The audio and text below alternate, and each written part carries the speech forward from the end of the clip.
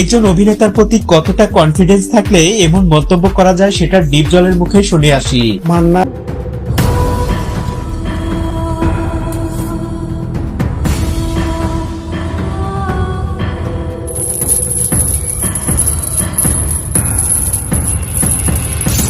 মান্নার বাংলাদেশের ভিতরে যত হিরোই হোক ও এক নাম্বার গল্প বুঝ। মান্না আমার ঘর থেকে তেজিতেই ও ফার্স্ট হিরোই। সম্প্রতি 90 দশকের সুপারস্টার পুরাতন নায়ক মান্নাকে নিয়ে বোমা ফাটালেন মনোয়ার হোসেন ডিপজল।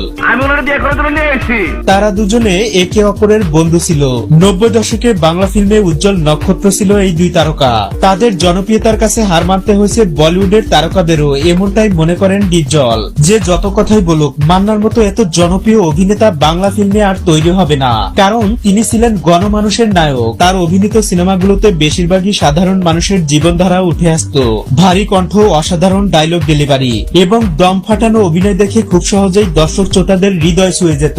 আর তখন সিনেমা হলগুলোতেও দর্শক ছিল অনেক। হঠাৎ মান্নার অকাল মৃত্যুতে ভেঙে পড়ে ঢালিউড ইন্ডাস্ট্রি। এরপর থেকেই বাংলা চলচ্চিত্রের দুরবস্থা শুরু হয়।